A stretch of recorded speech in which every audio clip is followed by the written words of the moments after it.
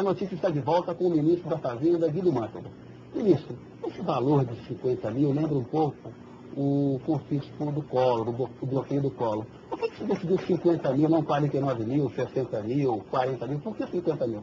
50 mil porque nós olhamos a tabela das cadernetas e vimos quantas cadernetas tinham até 10 mil reais, quantas tinham até 20, e até 50 mil reais dava 99% de todas as cadernetas. Então foi meramente por causa disso. Uma coincidência. Para proteger 99% das cadernetas de poupança.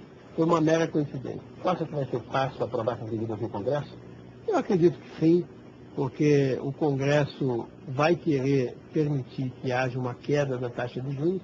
Se ele não aprovar, ele estará limitando a queda da taxa de juros e ele vai ver que nós estamos protegendo a grande maioria dos detentores de cadernetas de poupança, ou seja, a grande maioria da população brasileira. Então, é uma medida positiva, protege a caderneta e, ao mesmo tempo, faz uma pequena mudança que é necessária para os novos tempos, que são tempos de juros menores. E isso, uma crítica que foi feita é que essa desoneração dos fundos que compram muitos títulos da dívida pública, portanto, são importantes para financiar a dívida do governo, que essa desoneração, esse corte de impostos, vai beneficiar os cientistas, é o governo dando dinheiro para o andar de cima. Como você responde a essa crítica? Eu respondo assim, nós não podíamos estabelecer um imposto de renda já para 2009.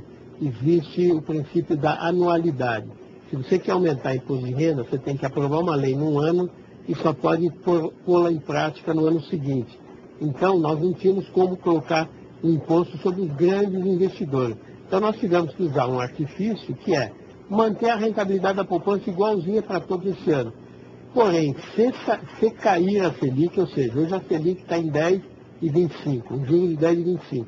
Se, digamos, cair para 9,25, nesse caso, o aplicador já está ganhando menos. Aí a gente diminui um pouco o imposto de renda dele para ele não se aproximar muito da rentabilidade da poupança. Não é que ele vai ganhar, ele vai perder menos. Ele está ganhando hoje 10% na aplicação, passará a ganhar 9% na aplicação. O governo vai lucrar porque ele deixa de pagar 1%, significam 11 bilhões a menos que o governo gasta, que nós é que pagamos o rendimento dos títulos. Enquanto 11 bilhões por ano, 11 bilhões por ano na taxa Selic, 11 bilhões que nós economizamos, deixamos de pagar para quem? Para o sistema financeiro. E aí nós deixamos de arrecadar 2 bilhões. Então, a conta nos é favorável.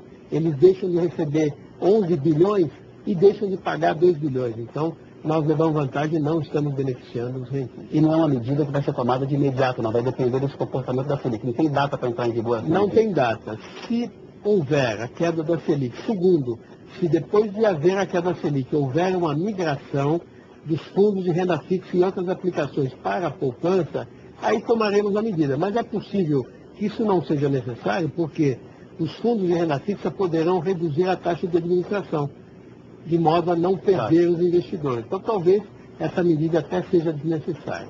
Isso, a imprensa e setores da oposição criticam o que chamam de um aumento dos gastos públicos no segundo mandato do presidente Lula, com reajustes para o funcionalismo, com alguns gastos que se tornarão permanentes. Há um cenário nesse ano de queda da arrecadação. E para o próximo governo, ou seja, o mundo está saindo de uma crise. O governo Lula, ao aumentar esses gastos, não está legando ao sucessor uma bomba relógio fiscal? Olha, se tem um capítulo que não pode ser criticado no governo Lula, é a responsabilidade fiscal. É como nós estamos administrando os gastos públicos. Se você olhar a dívida pública brasileira, quando começou o governo Lula, a dívida pública, ou seja, quanto que o Estado deve à sociedade, era de 57% do PIB, ou seja, metade do PIB é uma conta igual, metade o governo devia aos credores. Metade de toda a riqueza que o Brasil produz no ano era dívida. Exatamente. Mais da metade. E nós reduzimos isso para 36% do PIB, ou seja, nós arrecadamos mais do que gastamos. Aumentamos alguns gastos, é verdade, aumentamos investimento, porque não se fazia investimento no país. Estamos investindo em estradas, ferrovias, hidroelétricas, na parte de saúde, etc. Então, tudo isso são investimentos importantes para a população brasileira. Estamos com mais recursos na educação, abrindo escolas técnicas, abrindo mais vagas nas faculdades. Para isso, nós tivemos que contratar mais professores. demos combate à corrupção, fraude, contratamos também mais policiais federais que estão fazendo isso. Portanto, os funcionários que foram contratados eram necessários para que o Estado prestasse um serviço melhor à população. Agora, porque o cobertor é curto, a gente sabe, né? Bom, neste ano nós estamos reduzindo os gastos por causa da crise que reduziu a nossa arrecadação, né? Então, mas os investimentos estão mantidos, os programas sociais estão mantidos. Apenas os gastos menos importantes é que foram reduzidos. Então, com tudo isso, o Brasil terá um dos melhores desempenhos fiscais dos países do mundo, né?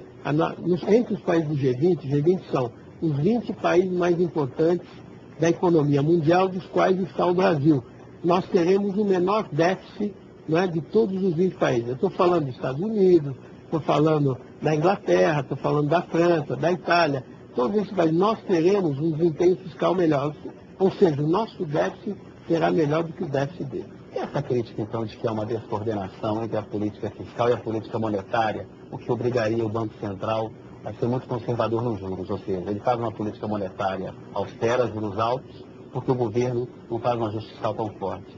Você acha que isso é um argumento que o Banco Central está só firmando aí, não? Não, acho que eu não vejo o Banco Central usar esse argumento, mesmo porque o ano passado... Os bastidores usam, hein? Eu não sei. O ano passado, que foi um ano normal, ainda não tínhamos essa crise, nós fizemos o melhor resultado primário da série histórica, ou seja, nós economizamos mais em termos de gasto e nós, portanto, tivemos um desempenho fiscal magnífico. Este ano é um ano excepcional, todos os países estão fazendo um gasto maior e reduzindo impostos. Nós estamos reduzindo IPI para carro, IPI para geladeira, IPI para material de construção e reduzimos imposto de renda para pessoa física. Tudo isso é uma renúncia fiscal que vai nos dar uma arrecadação menor, mas isso em prol de uma retomada mais rápida da economia. O senhor concorda com a crítica de que o Banco Central foi muito conservador ao atuar na redução dos juros durante a crise, ou seja, não reduziu em dezembro a taxa, que poderia ter reduzido mais?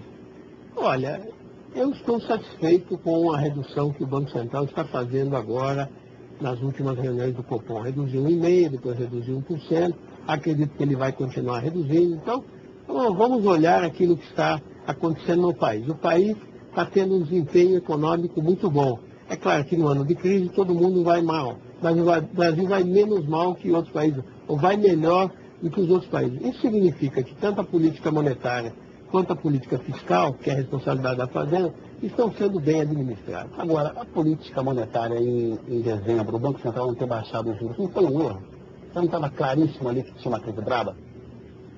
Olha, não compete a mim julgar o comportamento do Banco Central, porque isso poderia influenciar o mercado. Tudo que o ministro da Fazenda fala, você sabe, acaba influenciando. Então, ele falou isso, então o juro vai fazer isso, vai fazer aquilo. Então, eu acredito que o resultado das políticas que as partes do governo fazem é um resultado muito bom, né?